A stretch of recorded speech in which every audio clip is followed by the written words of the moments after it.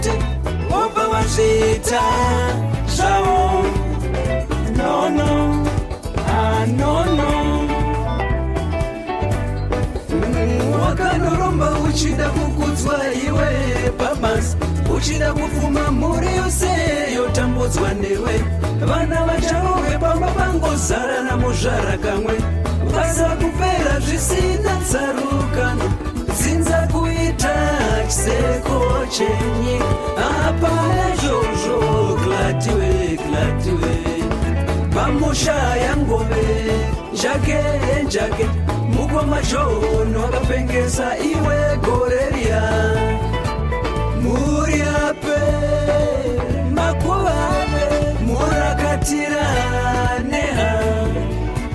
Waitembo ropa ranipa wainotora makona, kuita upfumi mapere iwe usina mari. Yako miko inoda mukadzi uchapa mwana wani, kuita mazizi uku kutyisa vana zvikara. Kuita mdada ni makona, uchuraya makunge huku. Oh, manje kudenga kuna mwari, vanona zvose zvinoitika. Ivo vanorwa hondo dzevana vavo. Oh, oh, oh, Jehovah.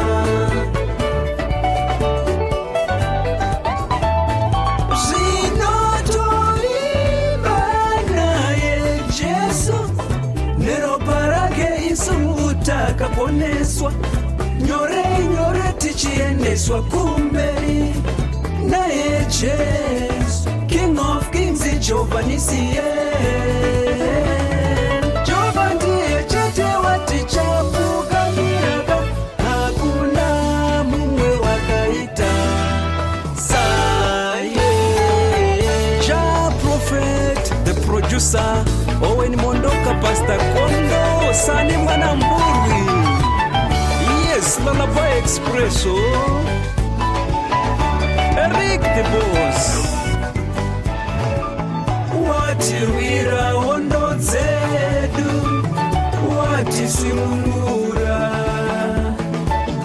wativisa kuruva, watisimudzira, wativisa,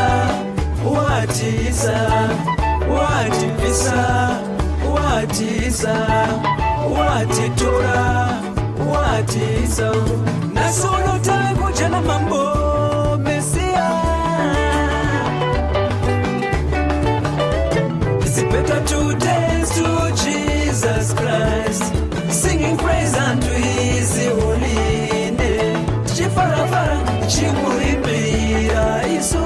Kana matwe, kana matwe, kana matwe, kana matwe, kana matwe, kana matwe. Mazi baba kuda, mazi baba wizi, Bango Investments. Yebo. Tende ukazi vamwasa zofira mushivi, nungo neruti vangazi sakugare mujere. Kufunduka chati kwatara iwe unekaturikwa, nenyasha unga mugone ane rudo rwake. Ndizvo zvinoita Mwari, Mwari mukuru. Yeah, ndizvo zvinoita Mwari. Tyson Pamire, Dr. Mini, number one. Onai muone zvaitwa naMwari, chionai muone zvaitwa naMwari. Mwari wakanaka vakomana, Mwari wakanaka, Mwari wakanaka vakomana, Mwari wakanaka. Chionai muone zvaitwa naMwari, chionai muone zvaitwa naMwari. Mwari wakanaka vakomana, Mwari wakanaka. Vakapedza zvipfuyo kusacrifice kuti nditambure, asi ndiwe wotambura.